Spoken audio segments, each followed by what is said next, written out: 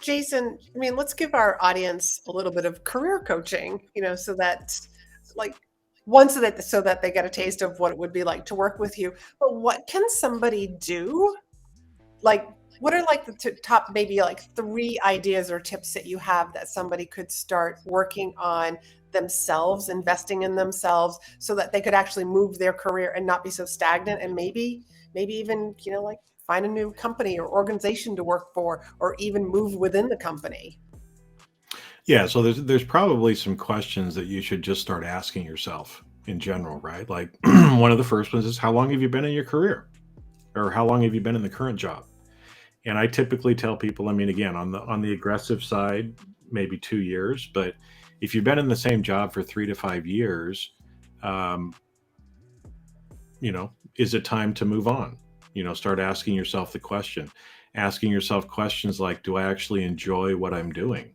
Right? Because I think a lot of times if you're serious with yourself, a lot of times the answer is no, right? And what are some other things that I could do that would make me happier, right? Because that's the other side effect of this is if you feel like you're trapped in a job, you're not happy at work, that carries over into every other part of your life as well. So you're not a happy partner, you're not a happy parent, you're not a whatever along the way. So you can start asking yourself some of that, right?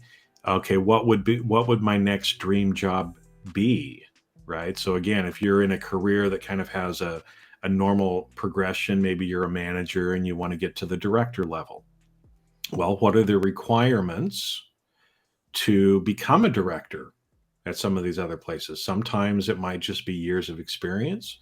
Sometimes there might be, credentials, certifications, other stuff like that, um, you know, that you need to do to get to the next level, right? So maybe what's holding you back is that lack of investment in yourself, right? Asking yourself, some questions too about your personal life, right? What do you value more?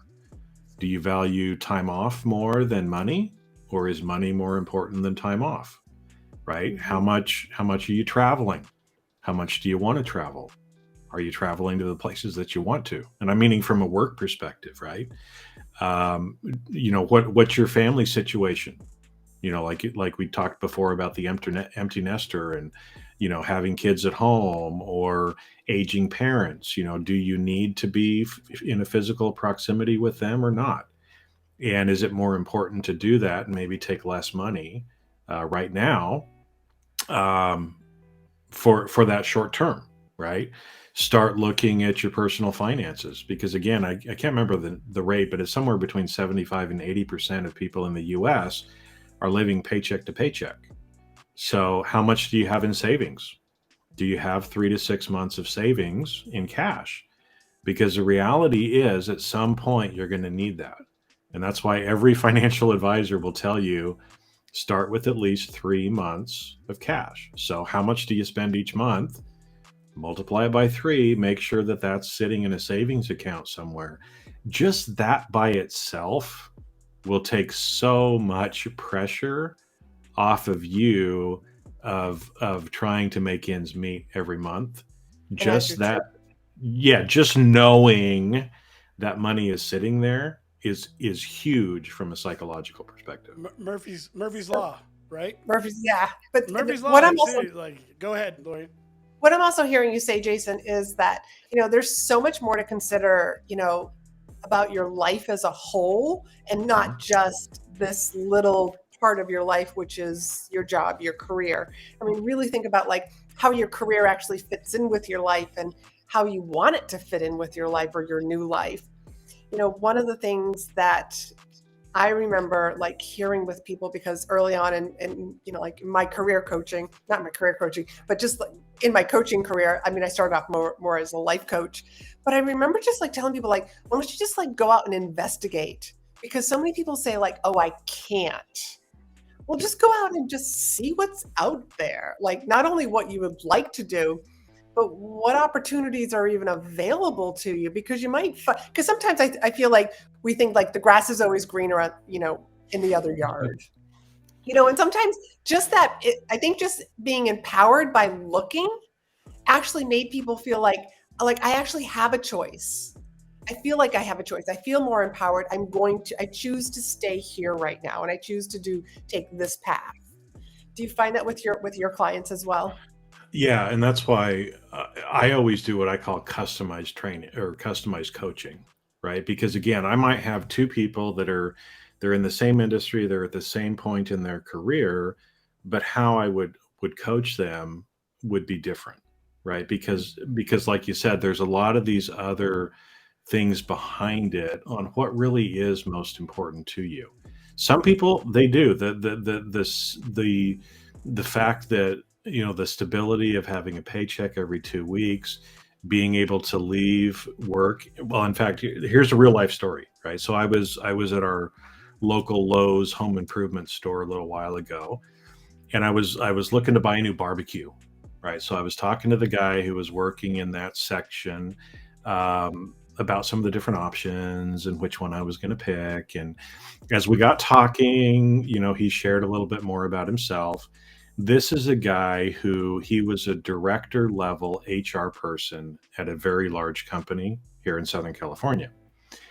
And he told me that he just could not take it anymore. He could not take the pressure anymore and just had to do something different to where he could leave work at work. He just had to show up for his shift, go home, not have to deal with all of the other crazy stuff.